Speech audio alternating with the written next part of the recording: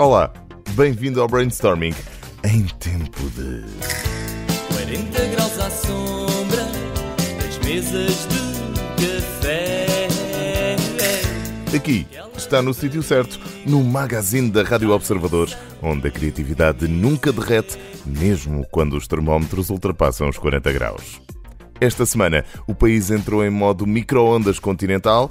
Há cidades onde o calor parece vir direto de um túnel ligado às grelhas de sardinhas e torresmos dos Santos e outras onde do nada caem bolas de granizo do tamanho de ovos Kinder, surpresa incluída. Houve trovoadas, ventos e uma coisa chamada nuvem-rolo, que sinceramente soa mais a uma especialidade de pastelaria do que a um fenómeno meteorológico. Já agora, se houver por aí algum bolo desses, nuvem-rolo, eu sou menino para experimentar. Por aqui, sem chapéu de sol, mas com muita proteção criativa, esta semana recebemos Bruno Coelho, diretor comercial da Beltrão Coelho, empresa que há mais de 7 décadas imprime, digitaliza e automatiza com tecnologia e visão de futuro. Mas antes de conversarmos com o Bruno, espreitamos 3 campanhas que, tal como esta vaga de calor, não passaram despercebidas e vêm com sabores, mascotes e sustentabilidade. Vamos a isto? Volta garra e peixão. Trabalha a partir daqui. E começamos com uma parceria quente e, quem sabe, picante ou estaladiça, qualquer coisa assim. A Burger King juntou-se ao chefe Ljubomir Stanisic para lançar o King Ljubomir. A criatividade ficou a cargo de Davi Madri, que filmou o chefe a confeccionar pessoalmente o hambúrguer, as batatas e até a sobremesa. Servido em pão brioche com chipotle, guacamole e queijo cheddar fumado, o menu traz também batatas com molho de trufa e um gelado com goiaba, caramelo e petazetas. Lembra-se das petazetas? Porque um toque de infância nunca fez mal a ninguém. Segundo o Ljubomir, a ideia foi criar um menu com ousadia e sabor. Já para nós, é mais uma prova de que o marketing bem temperado faz crescer água na boca e ainda pode fazer soar mais do que uma tarde sem sombra no meio do Alentejo. É experimentar. Chama-se King Ljubomir. Ainda não experimentei. A seguir, uma preguiça com mais energia que um ar-condicionado ligado no máximo. AGE apresenta a jogadora catastrófica. E se jogar mal, podemos perder o jogo? Vão culpar-me pelo resultado? Vou deixar de ser convocada. O BPI lançou a sua nova mascote. Chama-se Ágil. É uma preguiça animada e foi criada para a AGE, a marca do banco dirigida aos jovens até 30 anos.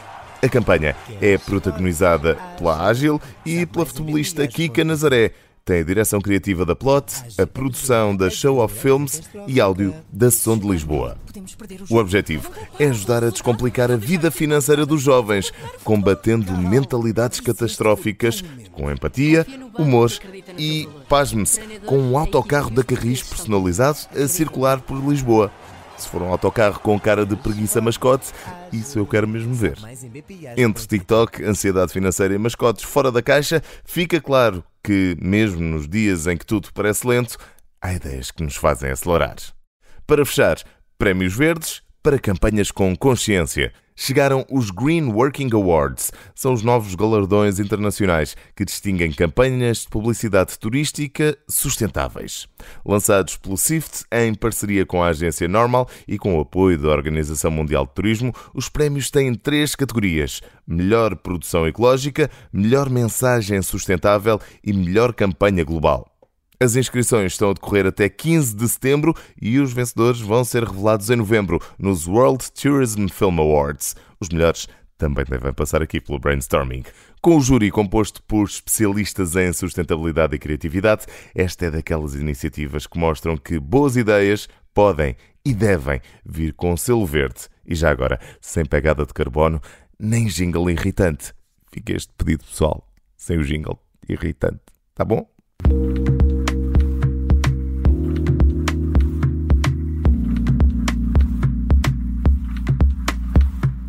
Nesta edição do Brainstorming temos o prazer de conversar com Bruno Coelho, é diretor comercial na Beltrão Coelho.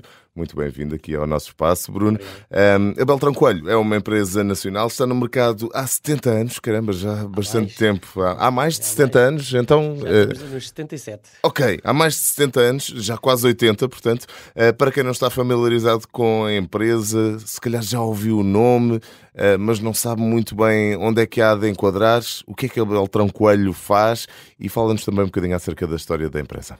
Olha, precisamente, a Beltrão Coelho é uma empresa com muitas décadas, sempre ligada à área tecnológica, desde o seu início, começou com a fotografia em 1948, sempre uma empresa familiar, de caráter familiar, onde as pessoas são família mesmo, todos se conhecem muito bem, portanto há muita tradição familiar na empresa, isso nota-se depois nos colaboradores. Quantas pessoas é que trabalham? Neste momento já estamos perto de 100.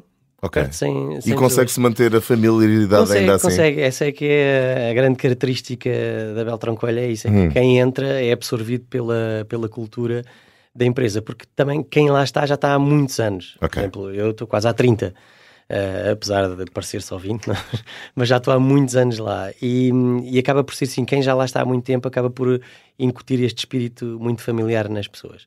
E, portanto, esse também será um fator, agora fugindo aqui um bocadinho do tema principal da nossa conversa, mas hoje em dia fala-se muito acerca da retenção de talento. Sim. O facto de ser uma empresa familiar com esse caráter de acolhimento a quem chega, também serve para essa retenção de talento. Fideliza. Sim, há pessoas que sentem-se muito bem por estar na Beltrão Coelho, porque são consideradas, são vistas como pessoas, não são números.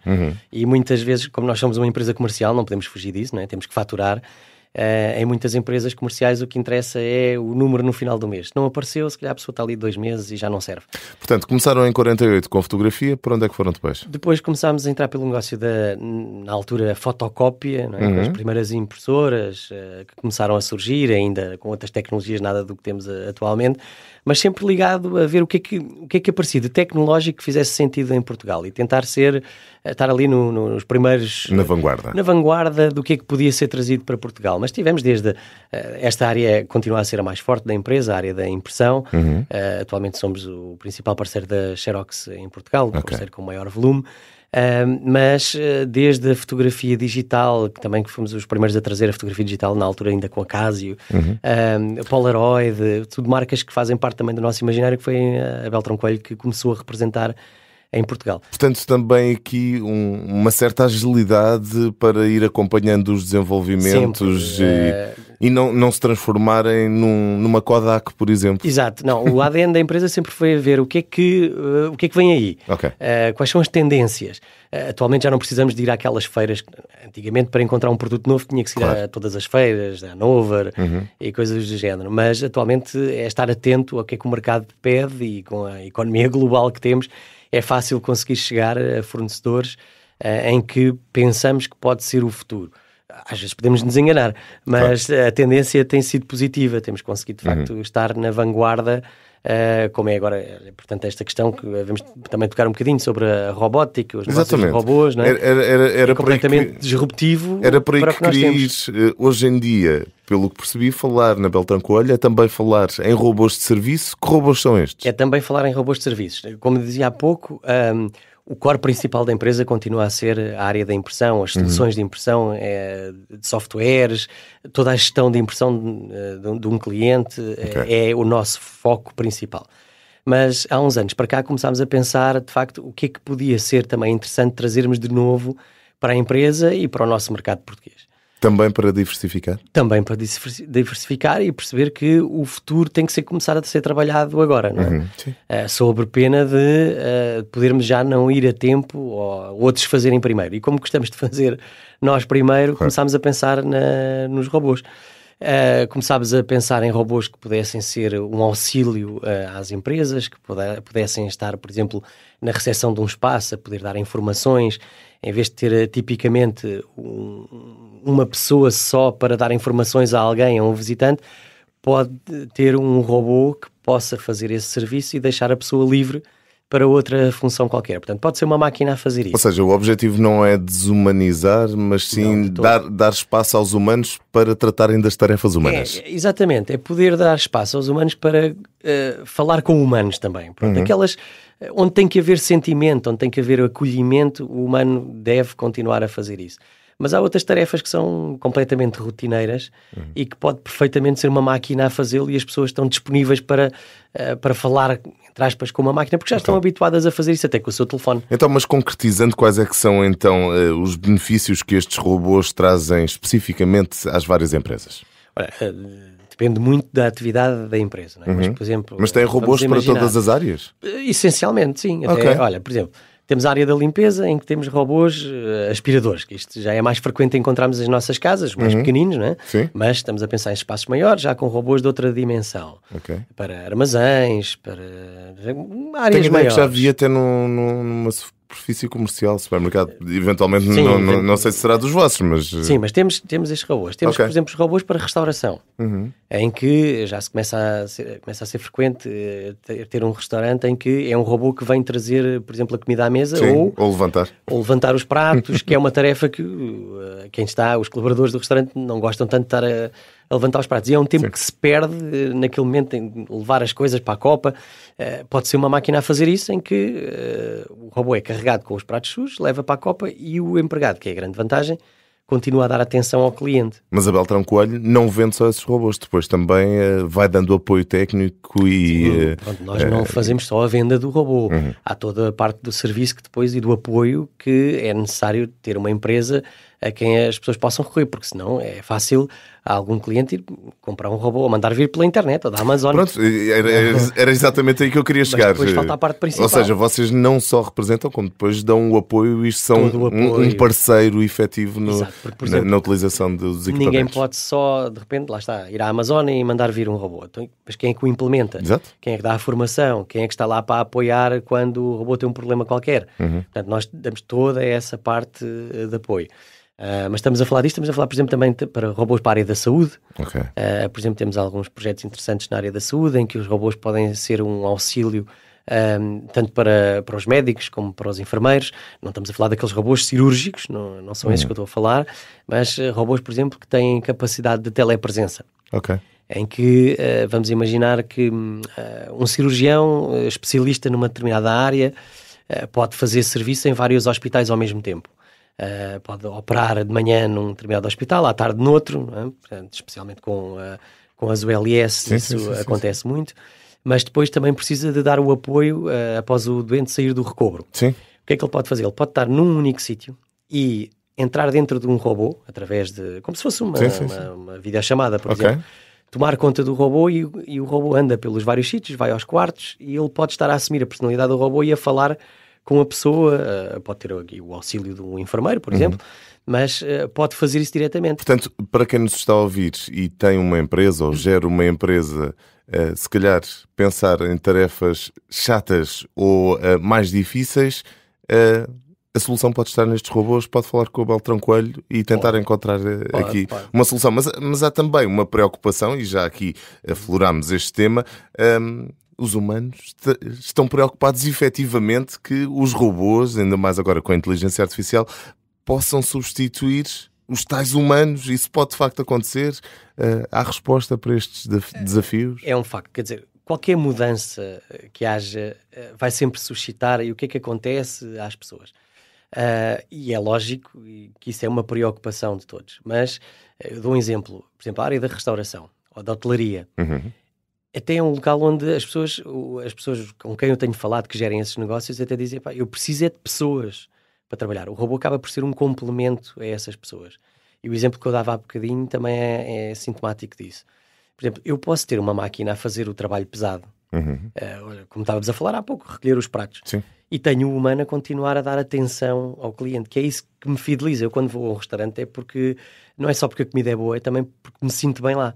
Portanto, e se eu tiver atenção do empregado, em vez de ele levantar os pratos e vai-se embora, se ficar a falar comigo e a apresentar-me já à sobremesa, é tempo que é aproveitado, e eu sinto-me bem e confortável com isso. Portanto, eu diria que é legítima essa preocupação, mas devemos encarar, e a nossa perspectiva é essa, que os robôs, as máquinas, servem para fazer o trabalho que as pessoas não querem fazer, que é o trabalho rotineiro, e que libertem as pessoas para aquilo que realmente gostam de fazer, que é um trabalho mais criativo. Portanto, usando aqui a máxima de Lavoisier, nada se perde, tudo se transforma. Sim, sim. Pelo menos é também no mercado de trabalho funcionará assim.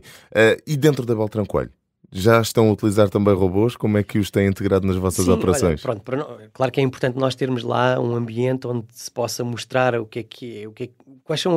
qual é a realidade. A aplicabilidade prática da coisa. Nós temos algumas reuniões que são auxiliadas pelos robôs. Por exemplo, este robô que eu falava de telepresença é um robô que nós utilizamos também para quando os colegas, por exemplo, temos uma reunião geral. O colega não pode estar presente. Esse robô transmite também a reunião para esse colega e ele pode interagir. É como se estivesse presente dentro da reunião. Mas consegue levantar um braço, por exemplo? O braço não, que esse não tem braços, mas pode ter ali sistemas de poder... aquilo, no fundo, imagina que estamos num Teams ou num Zoom e é o robô que, neste caso, tem a vantagem de se poder deslocar pelo espaço e ir interagir com outras pessoas. Mas, por exemplo, nós temos uma galeria dentro da Beltrão Coelho, é um espaço que nós tínhamos... que era um showroom no fundo e que cada vez mais estava a ser menos aproveitado porque as pessoas atualmente veem tudo na internet e já vão menos visitar os espaços, mas era um espaço que estava ali muito disponível. Nós fizemos uma galeria de arte. O que é que temos lá também? Um robô que pode fazer a apresentação do espaço. É um robô que é um guia, uma visita guiada. Então, em vez de ser uma pessoa, é um robô que pode estar num museu e pode fazer a visita guiada às várias obras e para em frente a cada obra, explica alguma coisa sobre a obra, passa para o outro... Como se fosse uma pessoa. E tendo por base esses exemplos, essas aplicações práticas, como é que estamos no mercado português a nível de robótica? Olha, ainda estamos a investir. Ainda estamos a mostrar que é possível. Ainda estamos a tentar, às vezes chamo, é quase uma evangelização. É mostrar o que é que acontece, o que é possível fazer.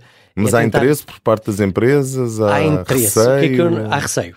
O que é que eu noto muitas vezes? Que é preciso também conseguir encontrar do outro lado as pessoas certas. E são as pessoas que gostam de arriscar, que gostam de ser os primeiros também a fazer qualquer coisa. Porque muitos outros estão ainda... deixa ver o que é que os outros fazem para depois ir atrás. E felizmente temos encontrado algumas pessoas que querem ser os primeiros, estão dispostas a arriscar, estão dispostas a estar connosco em projetos piloto, que estão suscetíveis a errar, mas há esse espaço para errar também, para corrigir. E felizmente temos encontrado essas pessoas também. E portanto, pessoas e empresas com visão de futuro, é isso que se procura também para lá chegar mais rápido. Estejam dispostos a arriscar também. E estamos a falar na robótica, estamos a falar também de alguma forma na digitalização de processos. Os robôs também têm um impacto positivo na sustentabilidade, neste sentido? Tem. Tudo o que que tenha a ver com a parte em que todos os colaboradores se sintam melhor e mais valorizados, isso também traz muito esta parte da sustentabilidade. Nós sentimos que quando as pessoas percebem que, então tenho aqui uma máquina que pode fazer o trabalho que eu não gosto tanto e eu posso ter mais tempo disponível para a criatividade, para estar, se calhar, até mais tempo até mais tempo para casa e para a família, notamos que todo o ambiente melhora. As pessoas sentem-se confortáveis com isso, não é? Portanto, há muita essa preocupação. Portanto, uma sustentabilidade sobretudo social. Mais das pessoas se sentirem agradadas, valorizadas, e isso nota-se depois na produção da pessoa, ou seja, há um desgaste psicológico menor. Claro. E daqui a 5, 10 anos, vamos ter um robô em cada porta? Olha, não sei exatamente quanto tempo é que vai demorar. Se estivéssemos na Ásia, eu diria que isso, sem dúvida, que ia acontecer de uma velocidade muito tenho maior. Amigos que estiveram há pouco tempo em alguns países orientais e aí nota-se um caminhar e uma aceitação da tecnologia muito maior, não há volta a dar. Países europeus, o que é que eu noto? Talvez um bocadinho também pela nossa cultura e por aquilo que eu falava há bocadinho do arriscar, vai demorar um bocadinho mais esta tecnologia estar tão mais massificada quanto... Quer dizer, inevitavelmente vai acontecer. Agora, quanto tempo é que vai demorar? Nós partimos um bocadinho atrás de outros países, como os países orientais, como falávamos há pouco. Será que ainda estamos à espera de algum tipo de evolução no tipo de serviço, na forma como os robôs interagem connosco? Também, porque eu também noto isso. Eu próprio que estou dentro da área, às vezes tenho aquela tendência de pensar assim, mas não devia ser já um bocadinho tipo Star Wars, em que os robôs já são muito mais evoluídos. E é um facto que atualmente ainda estamos a aguardar a evolução tecnológica que permite aos robôs chegarem mais além. Atualmente, os que existem e que estão mais massificados, não é? Estamos a falar de coisas que já estejam no mercado, não estão ainda com a tecnologia que um dia vão ter. É um facto. Mas que ainda assim já conseguem aliviar essas tarefas chatas. Agora, e naturalmente mais que há penosas. Muita personalização, há muita programação ainda por trás e vamos evoluir naturalmente para robôs que vão ter aí sim uma inteligência artificial muito mais apurada, e isso vamos encontrar no futuro. Há protótipos atualmente, mas que ainda não estão tão massificados assim. Os que existem atualmente ainda são robôs que exigem ainda muita programação, muita personalização. O homem ainda tem que estar muito presente na máquina. E por um lado ainda bem. Ainda bem. Bruno, estamos praticamente a terminar a nossa conversa aqui no Brainstorming. Não falamos só de robôs, também falamos de música, como é a nossa apanagem aqui no Brainstorming. No final de cada conversa peço aos nossos convidados para escolherem uma música que identifiquem, não só neste caso com a robótica, mas também com a Beltrão Coelho, e que nos expliques porque é que escolheste essa música. Não estava à espera agora desse desafio. Não estavas à espera do desafio? Não, sei lá, agora que me vem de repente à cabeça, vem uma banda sonora, estávamos a falar do Star Wars, vem muito esse cenário de banda sonora, portanto, eu acho que qualquer uma delas sabe muito bem ouvir, porque remete-me sempre para este imaginário mais tecnológico. É com esta música dentro do imaginário Guerra das Estrelas que terminamos a nossa conversa com o Bruno Coelho, diretor comercial na Beltrão Coelho. Obrigado por teres vindo ao Brainstorming. Muito sucesso, e quando houver novidades no mundo da robótica ou qualquer outra, vamos querer que voltes cá. Combinado. Mas dessa vez vais com o robô. E vem com uma música. Ok, combinado. Obrigado.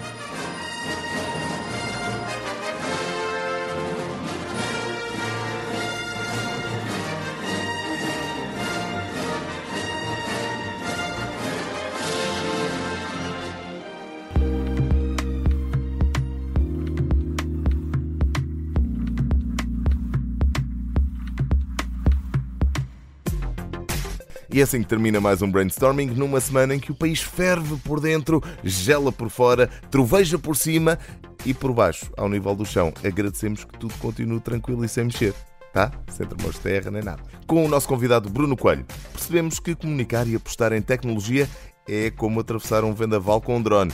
Há que ter precisão, visão e uma dose certa de criatividade e audácia.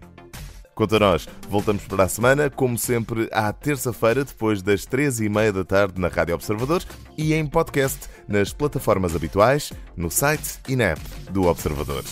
Com a ajuda à produção da Inês Neto e a sonoplastia do Artur Costa, eu sou o Hugo Silva e até à próxima edição. Lembre-se, num país com nuvens, rolo e granizo em julho, o mais fiável continua a ser uma boa ideia, bem pensada e, de preferência, com ar-condicionado criativo. Até para a semana.